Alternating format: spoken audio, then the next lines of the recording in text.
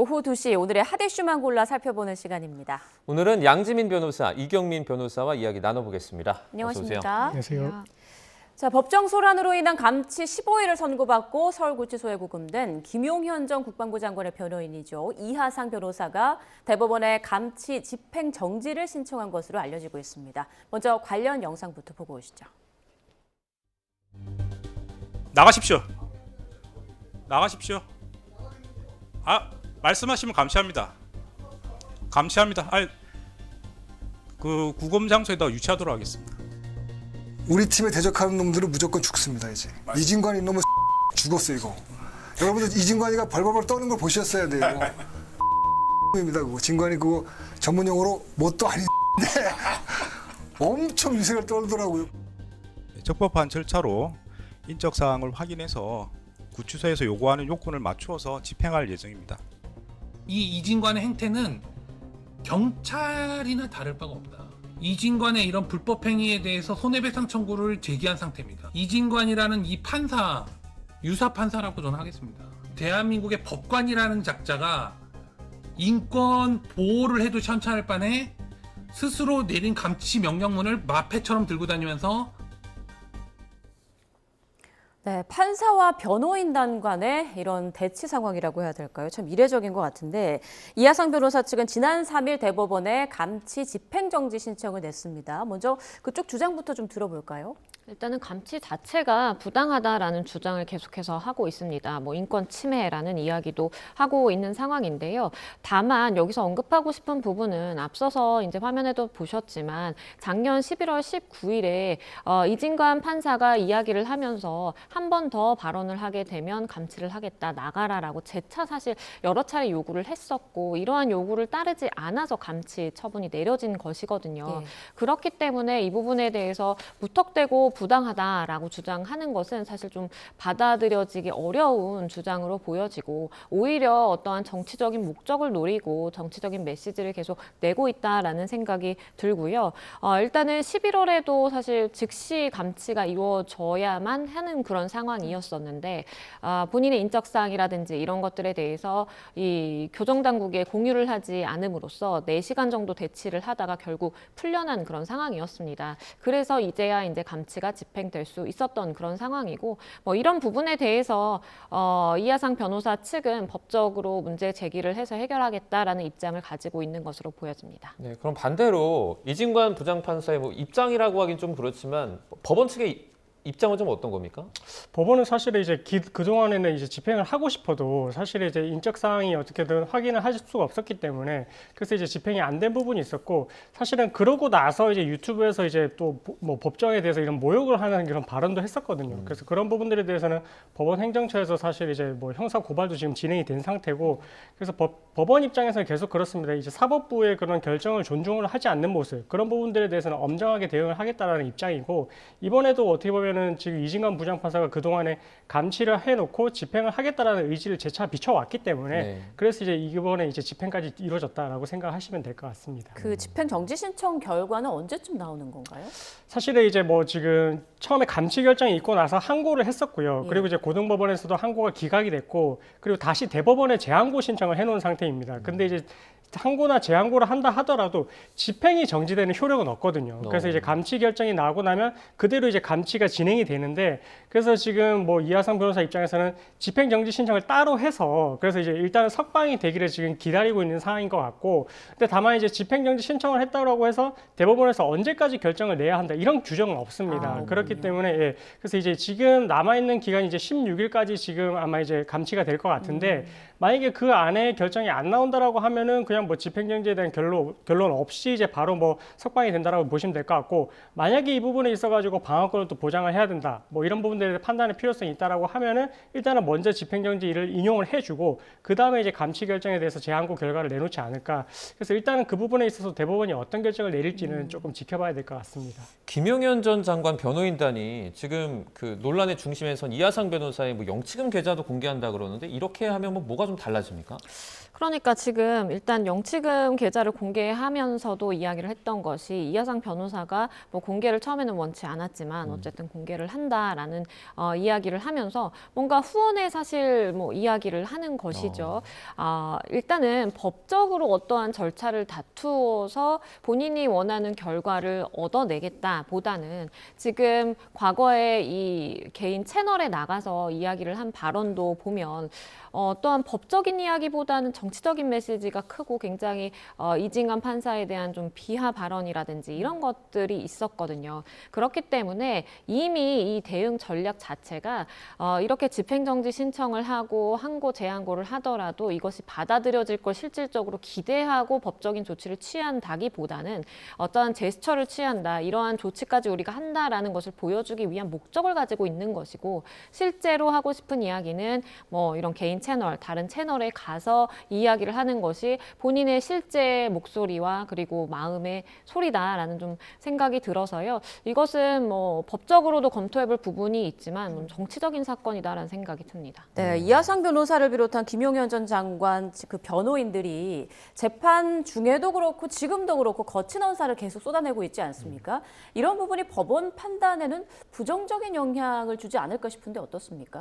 그렇죠. 지금 감치 결정이 내려진 것도 사실 그때 이제 법원에서 소송 지휘를 하는 데 있어가지고 불응을 했기 때문에 그렇거든요. 예. 근데 그 이후에 뭐 유튜브를 나가서 이렇게 이제 뭔가 계속해서 이제 법원에 대해서 모욕성 발언을 쏟아내는 건 아무래도 이후에 이렇게 이제 뭐 석방을 한다 하더라도 그런 부분들에 대해서 이 개전의 정이 없다라고 또 볼 여지도 있거든요. 그래서 그런 부분들을 비춰봤을 때는 이렇게 행동을 하는 게 오히려 지금 이 감치 결정에 대한 항고 재항고에 대해서도 이제 불리하게 작용할 수밖에 없고, 무엇보다도 사실 이렇게 이제 영상을 통해서 계속 발언을 쏟아내는 건 예. 추가적으로 또 형사처벌 대상도 될 수 있고 변호사 입장에서는 또 징계도 받을 수 있는 여지도 있어가지고 뭐 이런 부분들은 물론 이제 이 법적인 걸 떠나서 정치적으로 이런 메시지를 내는 것 같긴 하지만 조금 그 수위는 조절을 할 필요성이 있지 않을까 이렇게 조심스럽게 생각합니다. 이하상 변호사와 함께 감치 명령을 받은 게 권우현 변호사인데 지난 3일에 재판에 나오지 않아서 이제 감치를 면했잖아요. 뭐 강제한다든지 뭐 다른 조치는 취할 수 없나요? 일단은 재판부의 입장은 추후에 권 변호사에 대해서도 감치를 집행하겠다라는 입장을 가지고 있는 것으로 보입니다. 다만 이 감치를 위해서 지금 신병이 확보되지 않은 개인에 대해서 물리적으로 어떠한 강제적으로 권력을 발동을 해서 어떤 조치를 취하는 것이 어려운 상황이다 보니까 일단은 추후에 이 감치 집행을 위한 절차가 개시될 것으로 보여지고요.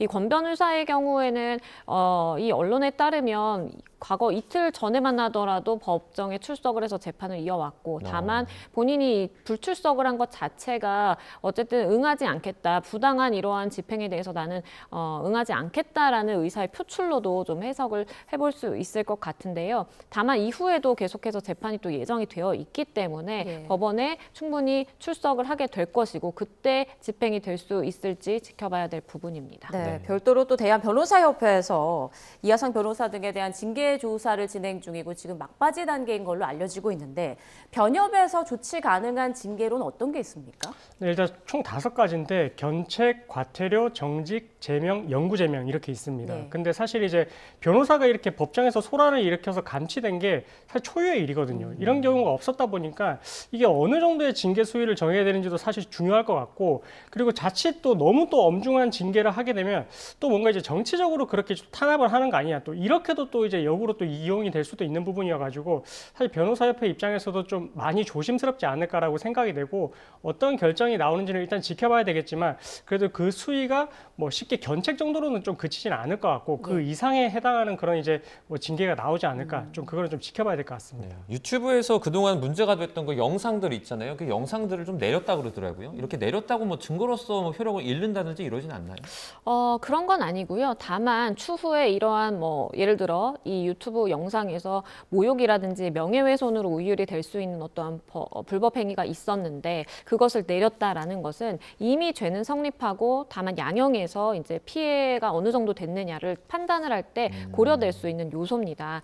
그리고 추후에 뭐를 혹시 징계를 받을 부분이라든지 이런 것들에 대해서도 아마도 좀 관리를 하기 위해서 이러한 영상들을 비공개 처리하고 내린 것이다라는 시각도 있기 때문에 추후에 조금 완화된 뭐 처분 보존 내지는 처벌을 받기 위함이다라는 해석입니다. 네, 지금 이하상 변호사 서울구치소에 구금돼 있는데요. 앞으로 언제까지 구금이 이어질지 계속 좀 상황을 보도록 하겠습니다. 자, 다음 사건으로 가보겠습니다. 주민센터에서 난동을 부린 40대 남성이 경찰에 붙잡혔습니다. CCTV에 잡힌 범행 상황 함께 보겠습니다. 네, 지난달 30일 부산에 있는 한 주민센터인데요. 한 남성이 터벅터벅 걸어옵니다. 정수기에서 물을 마시는가 싶더니 잠시 뒤에 손을 치켜들며 주변인들을 위협하고요. 갑자기 손찌검을 합니다. 놀란 다른 사람들이 남성을 제지하는데 곧이어서 경찰이 들어옵니다.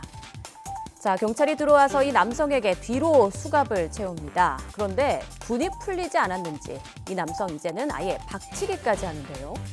들이받친 공무원은 화분과 함께 바닥에 철퍼덕 넘어지죠. 폭행당한 공무원은 전치 3주 상해 진단에 외상 후 스트레스 장애를 호소했는데요.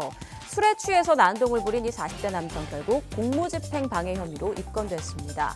이 남성은 아들이 어머니를 폭행한다는 신고를 받고 공무원이 집으로 찾아가자 이에 앙심을 품은 것으로 알려졌습니다. 자, 주민센터에 가서 뭐 다짜고짜 욕하고 때리고 경찰이 수갑 채워도 박치기까지 하고 무엇보다 그 피해 공무원이 놀랐을 것 같아요. 그렇습니다. 굉장히 정신적인 피해를 호소하고 있는 그런 상황으로 보여집니다. 저렇게 많은 사람들이 드나드는 어떠한 주민센터라든지 이런 공공기관에 근무를 하는 경우에는 불특정 다수가 드나드는 곳이어서 누군가를 나를 공격을 할 수 있다는 생각을 자칫 잘못하게 하게 되면 그게 굉장한 스트레스로 다가올 수가 있거든요. 예. 그렇기 때문에 이 피해자의 경우에도 뭐 외상 후 스트레스 장애라든지 이런 정신적 피해를 호소하고 있는 상황이고 신체적인 이 피해 역시도 전치 3주의 부상을 입고 지금 치료 중인 그런 상황입니다. 아무런 저항 없이 정말 폭행을 당했는데 그도 그럴 수밖에 없었던 것이 본인이 자칫 잘못해서 이 사람을 폭행을 하게 되면 좀 문제가 생길 수 있겠다라는 부분에 대해서 명확하게 인지를 하고 있었던 것으로 보이고 추후에 본인이 입장을 밝힐 때에도 일부러 본인은 아무 어떠한 행동을 취하지 않은 것으로 알려지고 있는데 저런 무방비 상태에서 내가 아무것도 할 수 없는 상태 게다가 계속해서 상대는 나를 공격해오는 그러한 상황을 견뎌야만 했던 그 상황이 굉장히 고통스러웠을 것 같다는 생각이 듭니다. 네, 또 이렇게 난동을 피운 이유도 정말 좀 어이가 없는데, 그러니까 가정폭력 신고를 받고서 자기 집에 찾아왔더니 거기에 앙심을 품고 이렇게 난동을 부렸다고 그래요. 원래 공무원은 할 일을 한 거잖아요. 그렇습니다. 뭐 이 아들이 어머니를 폭행을 한다 그런 신고가 있었고요. 그래서 신고가 들어왔기 때문에 당연히 이제 출동을 해서 본인의 할 일을 했던 거거든요.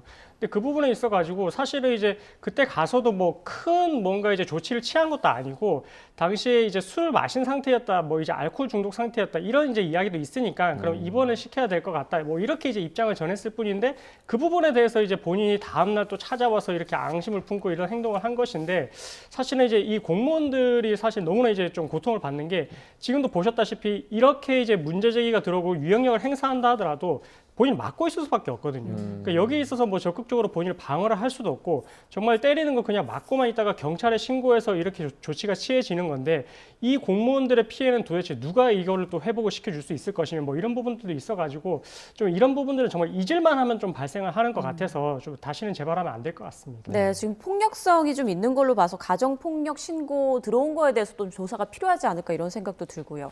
일단 경찰은 저 남성을 공무집행방해 혐의로 불구속 입건하고 검찰로 넘겼다고 합니다. 이후 절차는 어떻게 될까요?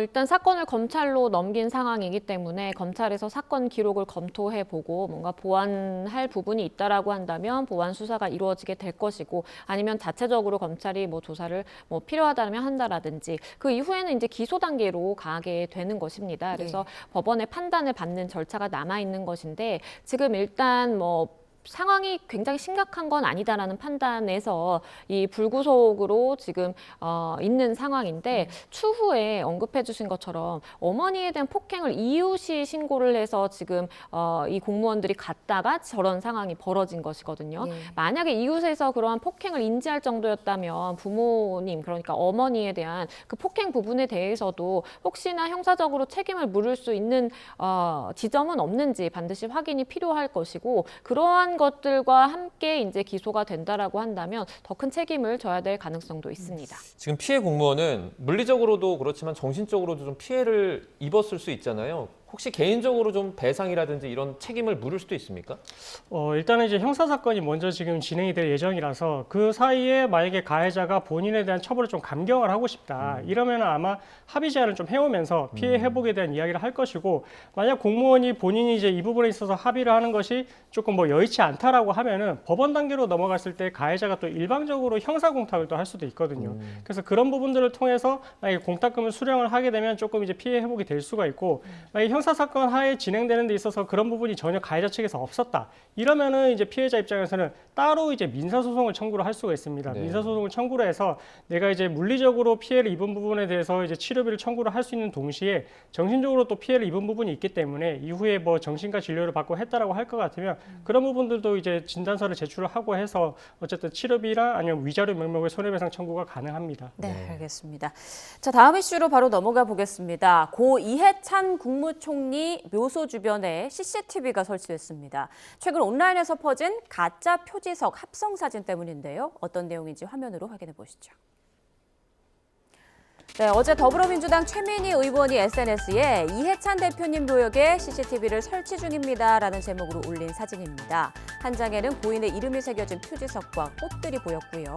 지금 사진에는 작업자들이 사다리를 타고 나무 위에 CCTV를 설치하는 듯한 모습이 담겨 있죠. 이런 사진과 함께 최 의원은 놀라셨죠? 가짜뉴스였습니다라고 적었는데요. 바로 최근 온라인에서 이 전 총리의 묘비석이 심하게 훼손된 사진이 퍼지면서 논란이 불거졌는데 그 해당 사진이 AI로 합성된 가짜 사진으로 판명난 겁니다. 하지만 최 의원은 그런 못된 일이 벌어질 수도 있어 CCTV를 설치했다라고 덧붙였습니다. 자, 온라인상에서 고 이해찬 총리 그 묘소 표지석이 훼손된 조작 사진이 퍼지면서 이렇게 CCTV까지 설치를 하게 된 건데, 이런 폐륜적 가짜 사진을 만드는데 AI가 쓰였다는 게 참 씁쓸한 것 같아요.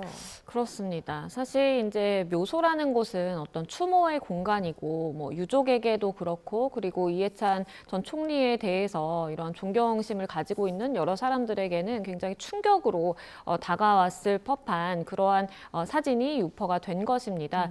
처음에는 모든 사람들이 이것이 이제 온라인 상에 게시가 된 이후에 깜짝 놀라서 사실인 줄 알고 믿었었는데 다 조작 사진으로 지금 밝혀졌고, 이러한 것이 너무나 정교할 수 있었던 것이 결국에는 AI, 그러니까 명령어만 입력을 해서 이러한 걸 사진을 만들어줘라고 하면 정말 사실같이 만들어내는 그러한 AI를 이용해서 이러한 조작 사진을 만들어냈다라는 것이 말씀해 주신 것처럼 참 씁쓸한 대목이다라는 생각이 들고요. AI를 참 충분히 활용할 수 있는 다른 좋은 기능이라든지 다른 목적들이 많은데, 이런 것에 사용을 해서 많은 사람들을 놀라게 하고, 특히나 뭐 유족 입장에서는 실제로 이런 일이 발생하지 않을까 계속해서 불안한 마음을 가질 수밖에 없는 것 같습니다. 네, 이것도 궁금한데 만약에 누군가 묘지를 훼손하게 된다면 어떤 처벌을 받는지랑, 지금처럼 이렇게 가짜 뉴스로 묘지를 훼손한 것처럼 이런 사진을 퍼뜨렸을 땐 또 어떤 혐의를 받을 수 있습니까? 이제 묘비라든지 이렇게 이제 그 묘소에 있는 다른 물건들을 이제 손괴를 했을 때는 재물손괴죄가 적용이 되고, 네. 만약에 이제 분묘를 발굴하면은 분묘발굴죄라고 해서 5년 이하의 징역에 처해질 수가 있습니다. 그거는 이제 벌금형도 없을 정도로 중하게 처벌을 하고, 네. 만약에 이제 분묘를 발굴을 한 이후에 이 관까지 이제 뭔가 이제 이렇게 손괴를 했다라고 할 것 같으면 그럼 10년 이하의 징역까지 처해질 수 있거든요. 이건 사체 손괴로 처벌을 받을 수 있어가지고, 그래서 이런 묘비나 묘소에 대한 이런 행동을 하는 건 당연히 형사처벌 대상이 된다는 걸 알아두시고, 만약에 이렇게 이제 AI를 통해 가지고 이렇게 이제 뭔가 묘비를 훼손한 것처럼 이렇게 올렸을 때, 사실은 이제 지금의 내용만으로는 이게 뭐 문제가 된다라고 좀 보기는 애매하지만, 여기서 더 나아가서 어떻게 보면 이해찬 전 총리에 대해서 뭔가 이제 명예를 훼손을 하거나 이럴 수가 있지 않습니까? 네. 그렇게 되면 이제 사자 명예훼손죄가 될 수가 있는 부분이거든요. 그래서 그런 부분들은 또 형사처벌 대상이 될 수 있으니까 이 절대 하시면 안 될 것 같고, 특히나 AI 같은 경우에 요새는 처음에는 이제 AI 영상을 이렇게 봤을 때 AI잖아 이렇게 처음에 생각을 했다가 네. 요즘은 뭐야 AI인가? 이렇게 생각이 될 정도로 많이 진화를 하고 있다고 느껴지거든요. 그래서 이런 부분들은 법조계에서도 사실은 이제 점점 더 사실관계에 가까워지고, 근데 그게 이제 허위 사실에 섞인 AI 영상으로 나오게 돼서 뭔가 사람에 대해서 명예가 훼손되고 하는 부분이 생긴다면 앞으로는 조금 가중적으로 처벌될 요소도 될 수가 있어가지고, 그래서 처벌의 수위가 올라갈 수도 있다는 부분을 충분히 좀 인지를 하셔야 될 것 같습니다. 네, 저희 이 시간에도 AI로 정말 나쁜 일에 많이 활용되는 그런 일들도 많이 전해드렸는데, 빨리 관련 법 법규가 빨리 좀 제정돼야 될 것 같다는 생각이 듭니다. 네. 자, 다음은 좀 안타까운 소식인데요. 도로에서 미끄러지던 화물차를 세우려던 남성이 크게 다쳐 하반신 마비 위기에 처했습니다. 화면으로 함께 보시죠. 네, 경기도 고양시의 한 도로인데요. 비상등을 켠 화물차 한 대가 천천히 미끄러져 내려옵니다. 이때 지나가던 한 남성이 뭔가 이상함을 감지하고 차량을 따라 걸으며 내부를 살피는데요. 안에 운전자가 없다는 걸 확인하고 움직이는 차량 운전석에 올라타 차 세우기를 시도합니다. 하지만 이 차량은 10m가량을 달린 뒤 방향이 꺾여 골목 안으로 굴러떨어졌고 차에 타고 있던 남성도 바깥으로 떨어져 척추 등 부상으로 하반신 마비 위기에 처했습니다. 사회복지사로 일했던 이 남성은 늘 어려운 이웃을 돕는 일에 힘써온 것으로 알려졌는데요. 가족들은 사고를 막으려다 벌어진 참변과 수천만 원에 달하는 병원비 걱정에 한숨만 쉬고 있는 상황입니다. 이게 반찬 가게가 혼자서는 어려워요. 장 봐야 되지, 뭐 해야 되지. 그러니까 이게 그거 재활 치료도 있고 뭐 장사는 좀 접어야 될 것 같아요. 네, 사고를 막으려다 크게 다치고 생계까지 어려워진 그런 상황인데 화물차 보험사에서 보상을 거절했다고 하더라고요. 네, 참 안타까운 상황입니다. 일반적으로 우리가 자동차 보험에 가입하게 되면 차량의 운행 중에 발생한 사고의 경우 보험의 배상 대상이 됩니다. 그런데 지금 이런 비슷한 상황에서는 보험사가 일반적으로 내세우는 논리가 이것이 차량의 운행으로 인해서 사고가 발생해서 피해가 발생한 그런 상황이 아니라 본인이 직접 위험에 접근을 해서 그러한 상황을 자초해서 이런 위험이 발생한 것이다. 부상을 입게 된 것이다. 라는 이제 이야기를 하거든요. 그렇기 때문에 일단은 차량 운행과 직접적 관련이 없는 그러한 사고다라고 보험사는 판단을 하고 있는 것으로 보이는데 다만 이 대법원 판례를 보면 사고를 막기 위해서 긴급하게 상황에 개입을 하다가 발생한 피해가 사고와의 인과관계가 입증이 되면 그러면 보험 보상의 대상이 된다라고 판단한 판례도 있거든요. 예. 그렇기 때문에 그러한 인과관계에 대해서 조금 더 입증이 된다고 한다면 충분히 이 부분은 보상의 영역으로 들어와야 되는 것 아닌가라는 생각도 해봅니다. 네, 지금 사회복지사로 일했던 이 양 씨는 평소에도 어려운 이웃을 보면 그냥 지나치지 못했다고 하는데요. 이 아내의 목소리를 잠시 듣고 오겠습니다. 슬슬 비상 깜빡이를 킨 상태에서 언덕백인데 그래도 차가 가길래 저 기사분이 뭐 문제가 있나 보다 그래갖고 애 아빠가 막 뛰어간 거거든요. 분일을 보면 좀 못 견뎌하고 나중에라도 나이 먹고 장사 안 하면 요양원 가서 어르신들 그래서 오죽해야 일부러 폰바 같은 경우에 각설이를 배웠어요. 일부러 경추 7번하고 요추 1번하고 이렇게 어긋나 있어가지고 그거를 바로 잡는데 수술을 지금 3번 했어요. 그리고 이제 어제 그저께는 이제 자가 호흡이 안 되니까 기도삭간 해갖고 지금 목을 해서 아예 지금 대화가 안 되고. 네, 정말 안타까운 그런 사고인데 조금 전에 이제 변호사님께서 뭐 보험사 그 보상이 여지가 있긴 하다 이렇게 또 언급을 해주셨잖아요. 이들 가족이 최근에 고양시청 관련 부서에 이렇게 문의를 했다 그래요. 의사상자 관련 지원을 받을 수 있냐 이렇게 문의를 하니까 입증 자료가 필요하다 이렇게 말했다고 하는데 이 부분도 그 여지가 아직 남아 있는 거죠. 그러니까 이제 입증 자료가 필요하다고 했는데 근데 이제 가족들은 또 이게 또 완곡한 거절로 받아들였다 이렇게 이야기를 하거든요. 그 말인즉슨 사실 이제 이게 의사상자 적용이 되기 위해서 피해를 막기 위해서 어떤 행동을 했고 그리고 네. 그 피해가 어떤 게 발생을 할 수 있었는지 그 부분에 대해서 좀 입증이 돼야 됩니다. 근데 사실 이 사건 같은 경우에는 사고가 발생을 하는 것을 막았기 때문에 그런 피해가 발생을 하지 않은 것이지 이렇게 이제 지금 운전자석에 들어가서 저렇게 막지 않았다면 사실 일반 시민들이 너무나 큰 피해를 당할 수도 있는 상황이었거든요. 그렇죠. 그렇게 생각한다면은 이게 피해가 입증이 안 돼서 이렇게 이제 처리를 못 해줄 수밖에 없다라는 입장보다는 좀 지자체에서 나서가지고 사실 이거는 이제 보험사에서도 사실 뭐 가능성은 열려 있다라고 하지만 저는 가능성이 그렇게 높지는 않다라고 판단이 되고 네. 그 어쩔 수 없이 지자체에서 이런 부분들에 대해서는 이제 어느 정도 치료를 할 수 있는 그런 길을 열어둬야 되고 지금 이 치료비만 해도 수천만 원에 이른다고 하거든요. 그리고 이제 최근에 겨우 의식만 찾았다라고 하는데 자가호흡은 또 쉽지가 않고 이런 부분들에 있어서 앞으로도 계속해서 치료비가 발생을 할 수밖에 없는 상황이라서 앞으로 후유장애라든지 계속해서 그 입원비 이런 부분들에 대해서는 조금 지자체에서 적극적으로 지원을 하는 쪽으로 좀 가야 되지 않을까. 않을까 그렇게 생각을 하고 있습니다. 네, 이번 방송을 통해서 좀 좋은 결과가 들려왔으면 좋겠는데 이 사고의 원인을 좀 들여다보면 그 화물차 운전자가 시동에 걸린 차량의 기어를 주행 상태에 놓고 편의점인가 어디를 갔다 왔다고 하더라고요. 그 사이에 사고가 난 건데 의도가 없었다고 하더라도 처벌 대상이 되는 거죠.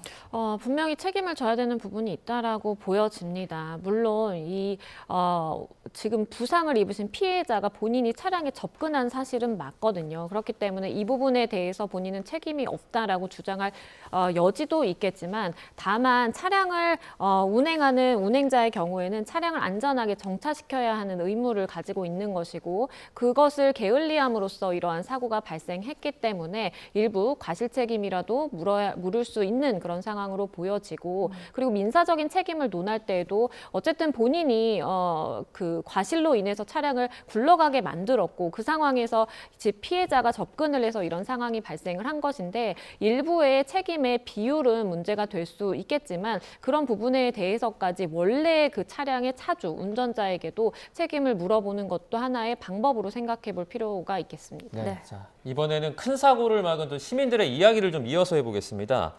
울산에서 사중 추돌 사고가 발생해서 차량에 불이 붙은 긴급한 상황에서 이걸 본 그 경찰관과 시민들이 차에서 이렇게 뛰어나와서 운전자와 동승자를 구하는 그런 사건이 있었습니다. 아주 적극적인 대응이 큰 사고를 좀 막을 수 있었던 것 같아요. 그렇습니다. 지난달 7일에 있었던 일인데 울산의 한 도로에서 이제 사중 추돌 사고가 났고요. 그 추돌 사고가 난 차량 한 대에서 이제 불이 피어오르기 시작했습니다. 네. 근데 이제 너무나 지금 겁났던 상황인 게 운전자도 사실 이제 이 사고가 발생하면서 어떻게 조치를 취할 수가 없었고 조수석에 또 동승자도 있는 상황이었거든요.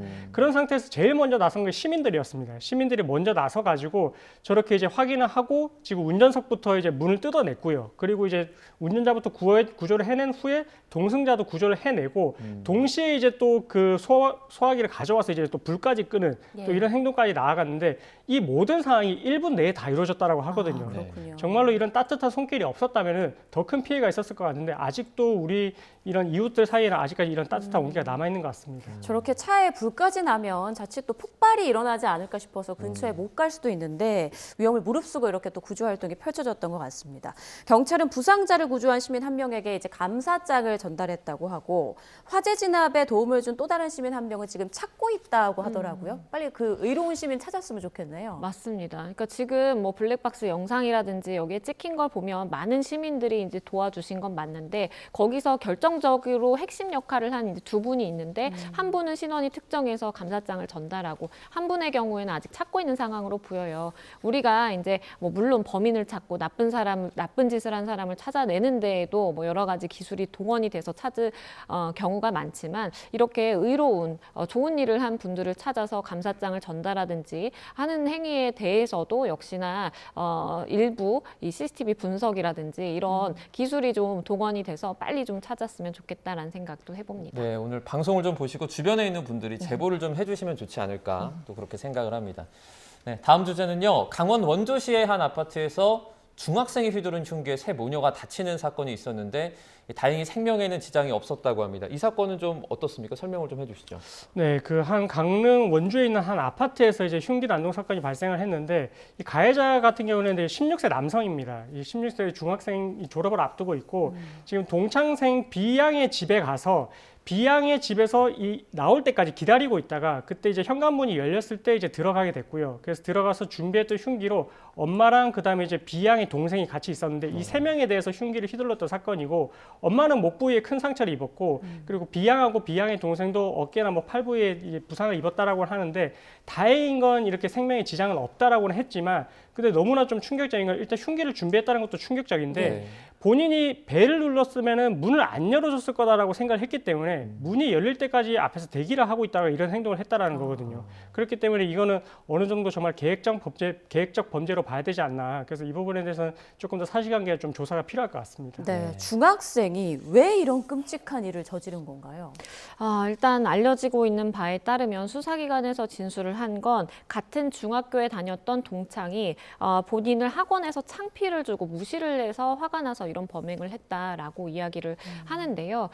이 부분이 사실인지 뭐 확인을 해봐야 될 필요성도 있어 보이고 만약에 이것이 그냥 유일한 이유로 이러한 행위를 했다라고 한다면 사실은 더 좀 상식적으로 이해가 되지 않는 그런 상황으로 보이고 본인에게 무시를 하고 어떤 기분 나쁜 이야기를 한다라고 해서 이 부분에 대한 문제 제기를 할 수는 있겠지만 이것을 집을 찾아가서 그것도 당사자뿐만 아니라 온 가족, 집에 있던 그 당시의 사람 모두에 대해서 이런 공격적인 행위를 한다라는 것 자체가 아무리 소년범이지만 이것은 그 범위를 넘어섰다, 엄벌에 처해져야 된다라는 생각이 듭니다. 네, 지금 경찰이 조사를 이제 마치는 대로 구속영장을 신청할 예정이라고 하는데요. 혹시 또 나중에 뭐 살인 미수 혐의가 적용되는지 여부는 저희가 또 지켜보도록 하겠습니다. 자, 네, 지금까지 양지민 변호사, 이경민 변호사와 이슈들 짚어봤습니다. 두 분 고맙습니다. 고맙습니다. 감사합니다.